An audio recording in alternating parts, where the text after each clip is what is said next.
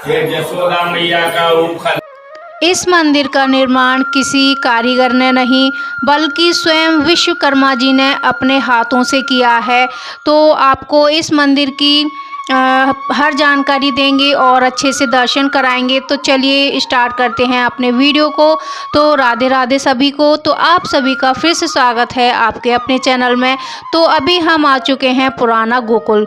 तो इसे पुराना गोकुल में 24 खम्बे के नाम से जाना जाता है इस मंदिर को।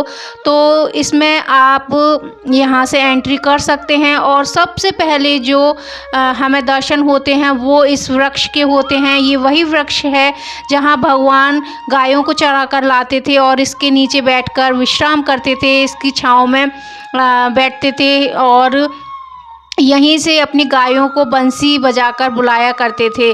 तो इसको पारस पीपल के नाम से जाना जाता है और इसकी 3 परिक्रमा लगाई जाती हैं। तब भगवान श्री कृष्ण इसकी छाया में विश्राम करते थे। आज हम जैसे भक्त यहाँ इसकी परिक्रमा लगाकर अपनी जो मुरादें हैं वो मांगते हैं और उन्हें पूरी करते हैं। तो चलिए आप भी हमारे साथ साथ परिक्रमा लगा लीजिए। और कहा जाता है इस वृक्ष पर दीपावली के आसपास 5 कलर के फूल लगते हैं जो हमें दीपावली के आसपास ही उन फूलों को देखने का सौभाग्य प्राप्त होता है। तो यहाँ सबसे पहले हमें ये मंदिर दिखाई देता है और इसमें हम करते हैं दर्शन। और यहाँ देखिए कुछ ये पत्थर हैं, दीवार पर लगे हुए हैं, ज़मीन पर लगे हुए हैं। तो यहाँ इन पर नाम लिखे हुए हैं। तो इनका मतलब मुझसे पूछा था किसी ने, तो मैं आपको बताती हूँ। यहाँ इन पत्थरों पर जैसे कि हमें व्रजवास चाहिए तो हम यहाँ ज़्यादा ज़मीन लेकर व्रजवास नहीं कर सकते हैं, लेकिन हमें मन में बहुत इच्छा है कि हम व्रजवास करें। तो यहाँ हम इस तरीके से पत्थर पर अपना नाम, एड्रेस वगैरह लिखवा कर लगवा देते हैं तो हमारा एक तरीके से व्रजवास हो जाता है।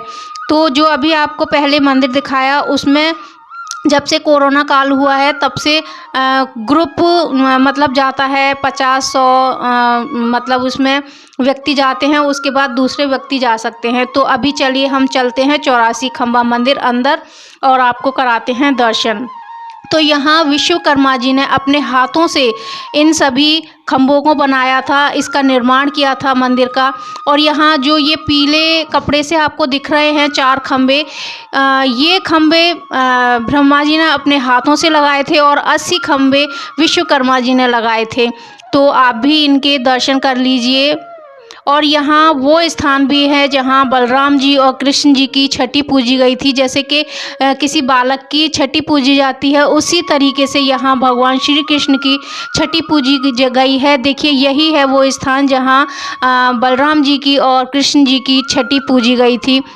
और इसी 84 खम्बे मंदिर में ये जो आपको सामने अभी दिखाएंगे हम, ये यहाँ भगवान श्री कृष्ण अपनी गोपियों, छोटे छोटे जो बाल्यावस्था होती है उस अवस्था में गोपियों के साथ रासलीला किया करते थे। तो ये वही स्थान है। तो आप भी दर्शन कर लीजिए यहाँ। तो बहुत आनंद आया था और ये 84 खम्भों के आप दर्शन कर लीजिए। तो यहाँ भगवान देखिए अभी हम जा रहे हैं, इसे माखन चोर गली बोलते हैं। तो भगवान जब माखन चुरा कर खाया करते थे तो यहाँ से भागते थे, मैया उनके पीछे भागती थी। तो इन खम्भों से पहुँचते हुए चले जाते थे और जैसे उनको मन होता था खाने का तो वो खा के इनसे खम्भों से हाथ पहुँच दिया करते थे। तो अभी भी इन खम्भों में वो चिकनाहट है। तो अभी जो आपने ओखल देखा वहाँ माँ यशोदा दही मथती थी, तो ये वही ओखल है। और इसी मंदिर में भगवान को झूला झुलाया जाता है।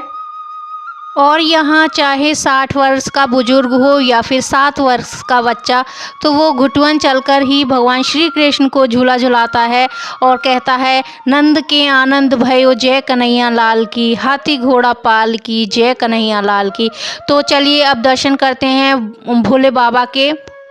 जब भगवान का जन्म हुआ तो सभी देवताओं को इच्छा हुई भगवान का दर्शन करने की, तो सब दर्शन कर के गए। लेकिन भगवान भोलेनाथ का कुछ विचित्र ही रूप था, तो मैया को डर लग रहा था कि मेरा लाला डर न जाए, तो मैया उनको दर्शन ही नहीं करा रही थी।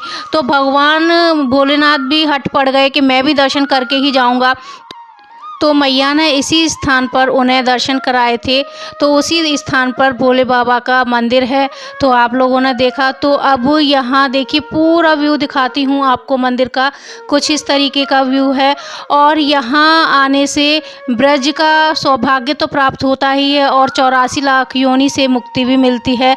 तो अब यहाँ दर्शन करने के बाद देखिए हम जा रहे हैं ब्रह्मांड घाट। तो अभी जिस देखिए गेट से हम अंदर गए थे उसी से वापस आ रहे हैं और ये सामने से ही जो आपको ये रास्ता दिख रहा है ये है चोर गली। तो इसे ही चोर गली कहा जाता है, जहाँ से भगवान को वासुदेव जी लेके आए थे। और देखिए अभी हम आ चुके हैं ब्रह्मांड घाट।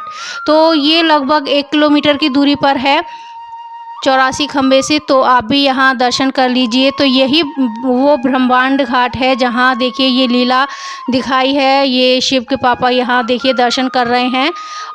इसी स्थान पर भगवान श्री कृष्ण ने अपने मुख में माँ यशोदा जी को ब्रह्मांड दिखाया था और इस स्थान पर केवल इसी स्थान पर प्रसाद मिलता है जो मिट्टी के लड्डू मिलते हैं। यहाँ मिट्टी के लड्डू का प्रसाद मिलता है और इस स्थान पर आते आते हमें लगभग 8 बज चुके थे। तो हमें यहाँ से अब सीधा वृंदावन जाना है और इससे कम से कम 1 किलोमीटर की दूरी पर चिंताहरण महादेव जी भी हैं, तो उनके हम दर्शन नहीं कर पाए थे।